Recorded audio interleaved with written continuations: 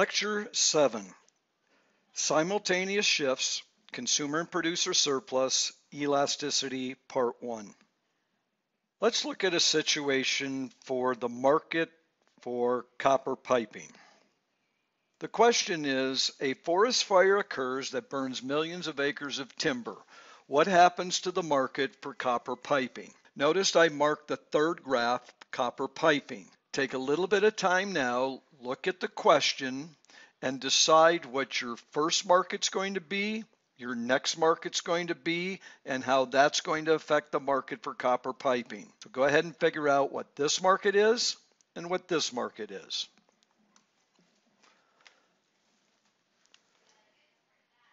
Your first market would be wood or timber. A fire forest occurs and it burns millions of acres of timber. The next market then is what's going to happen to the market for new houses because of the forest fires that burn the wood or the timber. And then whatever happens to the market for new houses, then you can determine what happens to the market for copper piping. Copper piping, just so you know, is used for hot water in houses. So go ahead and figure out what's going to happen to the market for wood and what determinant changed the supply or the demand curve, what happens to the market for new houses and what determinant changed the demand or the supply of new houses, and then the last thing, what happens to the market for copper piping and which curve was affected, supply or demand, and go ahead and list the determinant. So take your time, draw these three graphs and figure this out.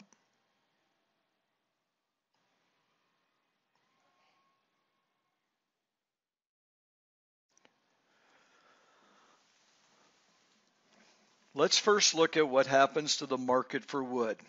As millions of acres of forest land are burned, then the market for wood, the supply curve would shift to the left. The decrease in the physical availability of wood shifts supply to the left, driving up the price of wood, and there's less wood available out there. For the market for new houses, you need quote-unquote wood to go in the building of houses unless it's purely a brick house, but you have framing, and the framing is the wood then that is used in new houses. As the price of wood goes up, this causes the cost of building a new house to go up, and as costs go up, this shifts supply to the left, driving the price up for new houses and fewer new houses being built.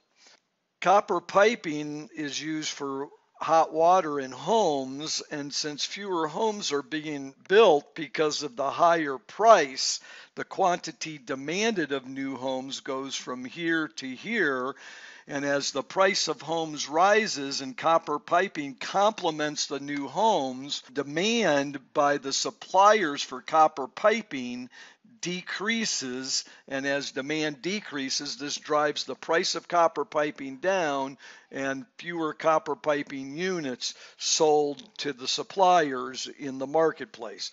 The quantity sold goes from this point to this point here. Let's go through this again. There's a decrease in the amount of wood because of physical availability because of the fire. This drives the cost of producing new homes up, causing the supply curve to shift to the left, driving the price up and the quantity down. As the price of a complement rises, the other product that goes along with that product, the demand will decrease, causing the curve to shift to the left, driving the price down and the quantity down. These are the types of questions that you might find on your exam. Let's look at New York City. Are taxi cab rides in New York City expensive or inexpensive in relative terms? You notice all the cabs on the streets, you would think that because of the great supply that the price would be relatively low. But in relative terms, taxi cab rides are relatively expensive. I took a photo of my taxi cab driver who took me from the middle of New York City over to LaGuardia, which isn't too far, and by the time I tipped him and everything, the taxi cab ride was in the neighborhood of $40-some odd. I took a picture of my taxi cab driver Really want to take a picture of him. I wanted to take a picture of the hood of the taxi. And on the hood of the taxi, it states New York City Taxi and Limousine Commission, licensed taxi cab number. This individual has a medallion drilled into his hood so that police officers know that this taxi cab has paid a fee to be able to drive the taxi cab. And to give you an idea of what the fee for the taxi cab is, these were the bids for taxi cabs in New York City a few years ago. If you notice, the highest bid was $413,000, the lowest bid was $413,000, and the average bid was $413,000, and there were 16 bids. What the city does then is limit the amount of taxis that are allowed to drive in New York City. Looking at the supply and demand curve, here's what you have in New York City. Whenever there's events going on or things happening on the weekend or even throughout the week in New York City, demand is increasing during the day most of the time and even obviously on the weekends. And then at the same time, the city tries to limit the supply of taxi cabs by charging a high price for the medallion. This is why taxi cab rides in New York City are rather expensive. It's a supply and demand thing. Let's move to Chicago. Why do Chicago garbage workers make $80,000 a year? Well, simple supply and demand analysis would tell us this. How many of you who are taking this online class want to become a garbage worker in Chicago? Do you know any of your friends who want to become garbage workers? It's been their lifelong dream to become a garbage worker. And because the number of people who want to be garbage workers, the number of suppliers who are willing to supply their labor to become garbage workers is relatively low. And as the number of suppliers, the number of workers, in other words, they'll supply their labor, as the number of suppliers decreases, this drives that price up to 80,000, and it gives you the number of garbage workers in Chicago. Why do college professors make over $100,000 a year? Let's look at the market for college professors. First, the number of people who can be college professors is limited, and they try to limit the supply or the number of college professors out there. They make it more difficult to become a college professor. You have to go through 4 years to become a college professor. And so once you limit the number of suppliers who are college professors, as the number of suppliers, you decrease that number of suppliers, this forces the supply curve to shift to the left. The second reason is it costs a lot to become a college professor. You have to go get your undergraduate degree and then your graduate degree. You're giving up income to do this, and so it costs a lot, and as costs are driven up, then this drives up the price of someone who has a PhD. Let's shift gears here a little bit and look at the simultaneous shifts in both supply and demand. What's going to happen to price and what's going to happen to quantity if both curves shift at the same time. So let's look at an increase in demand. If there's an increase in demand, this shifts the curve to the right, driving the price up and the quantity up. But let's say at the same time that there's an increase in supply. Watch the graph, what happens when there's an increase in supply. An increase in supply is a shift to the right. This will increase the quantity. So we definitely know this, that if there's an increase in demand and simultaneously there's an increase in supply, we definitely know that the quantity is going to go up. But let's look at what's going to happen to the price. In this situation, we know that quantity definitely increases. The price now is indeterminate because when you look at this, the price has gone up. But let's say that as demand increased, causing the curve to shift to the right, driving the price up and the quantity up, And at the same time now, supply increases, but it increases a little more than it did before. You can tell then that quantity is definitely going to increase, but in this situation, the price has remained the same. And if the price remains the same, we know that the price is indeterminate. It could go up, it could stay the same, or when you look at this example, there's an increase in demand causing the curve to shift to the right, driving the price up and the quantity up. But let's say supply increases a lot at the same time.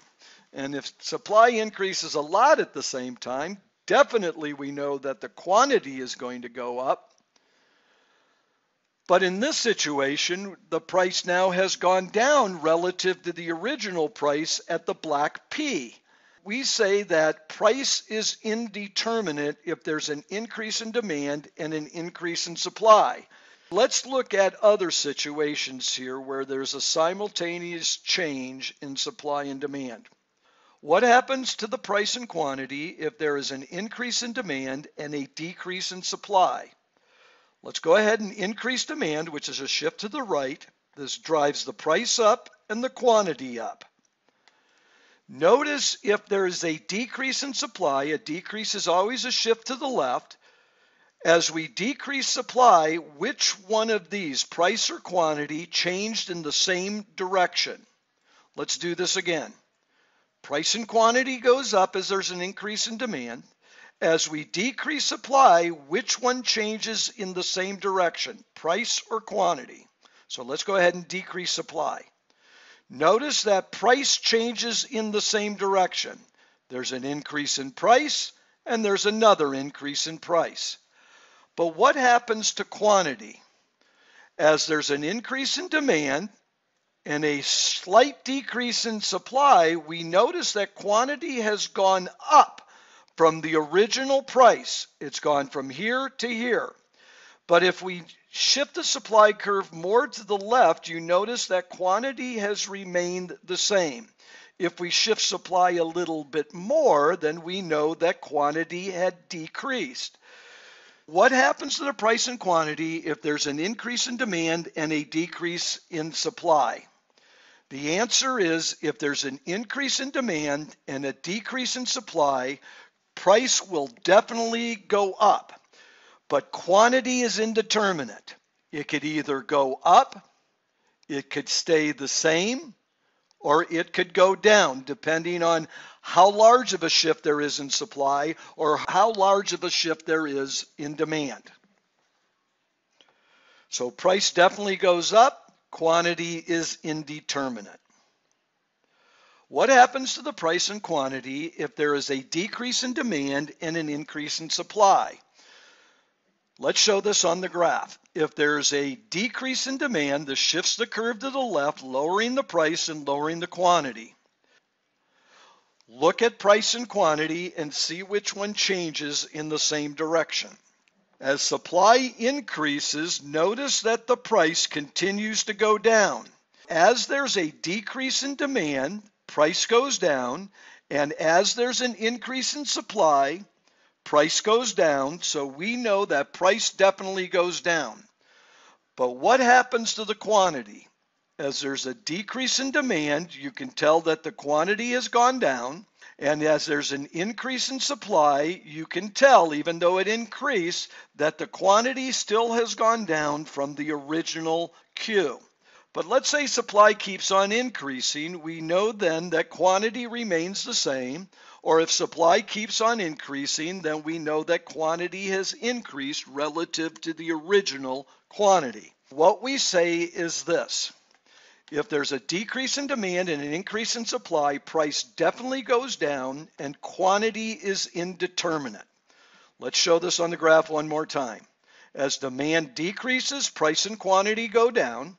As supply increases, price definitely goes down, but quantity can either decrease relative to the original, stay the same, or it can increase. So we say that quantity is indeterminate.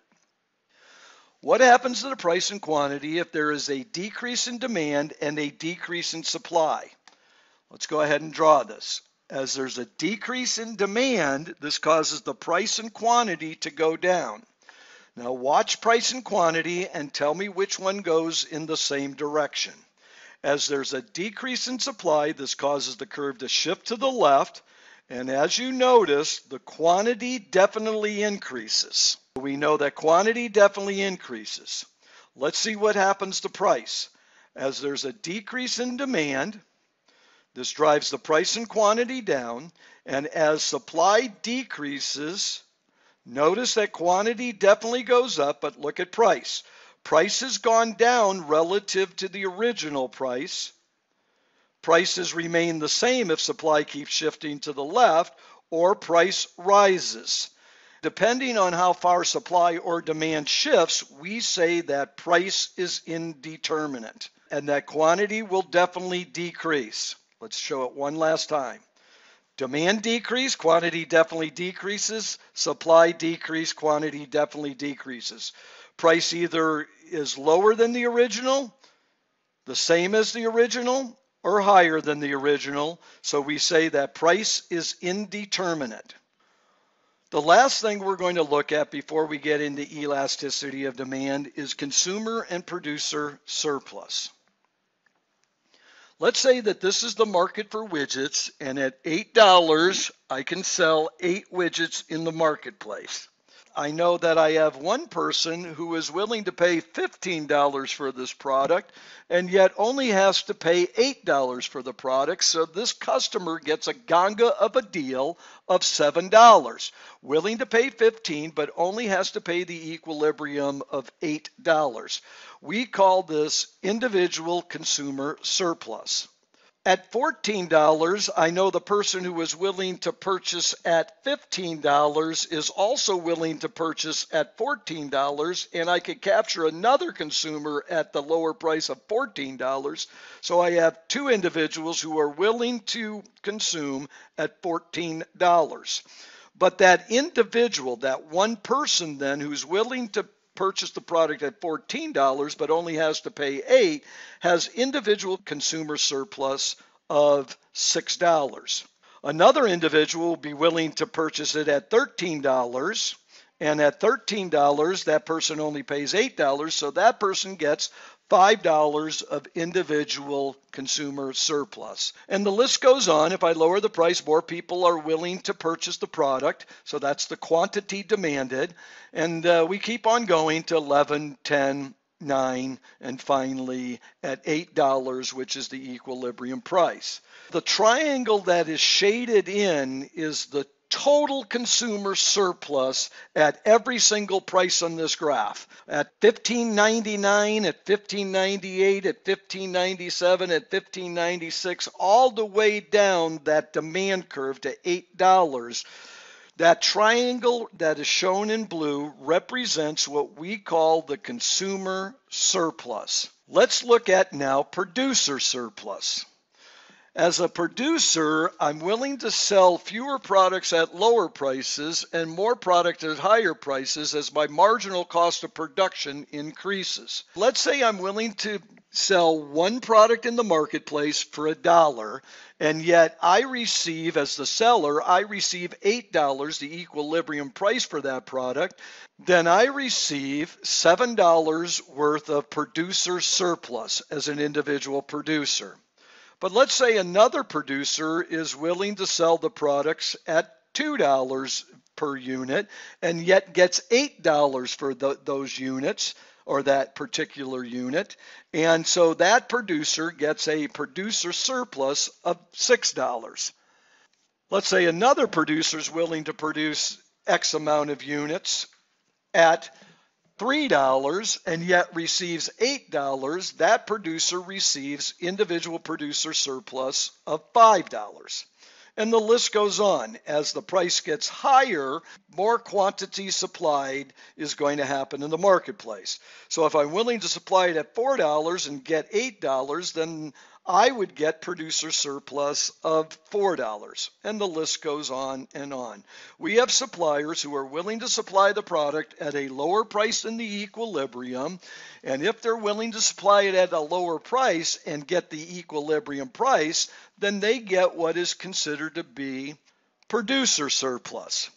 This is the added surplus that the producer receives by selling the product at the equilibrium price of $8.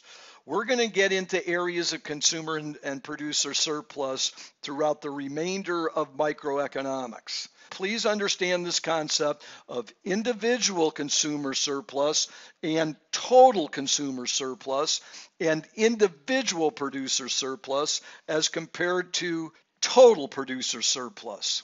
This is the end of part 1 of lecture 7.